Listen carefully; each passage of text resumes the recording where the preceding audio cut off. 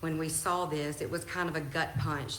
What Jamie Jenkins and her co-workers at Prosper Apartments saw was a plan being considered by the Orange Beach City Council to de-annex portions of the city north of the Intracoastal Waterway. A map of that plan included Prosper Apartments.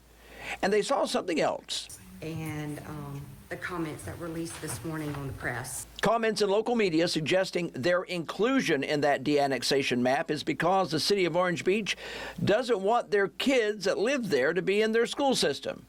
It only took a few minutes for Orange Beach Mayor Tony Kennon to slap that notion down. Prosper is not included in the de-annexation. So it never. Now let me clarify too. Let me finish. And it angers me that first off, it never was guaranteed or decided to keep it in. According to Mayor Kennon, the area north of the Intracoastal Waterway is prime development land with subdivisions already on the drawing board. But because of its location, says Kennon, it's not financially feasible for the city to have services there, especially when it comes to the city school system. But today, Kennon said the city met with the school board, and the 49 students that live at Prosper Apartments are not a problem, and the complex will remain in the city. End of story.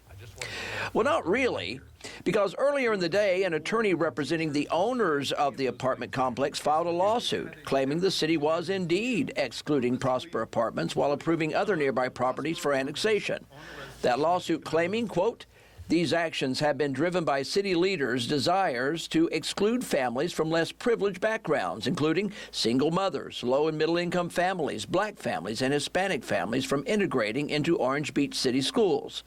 The suit also says the school system and the city collaborated to do so because, quote, the students have an allegedly disproportionately negative impact on grades and test scores within the school.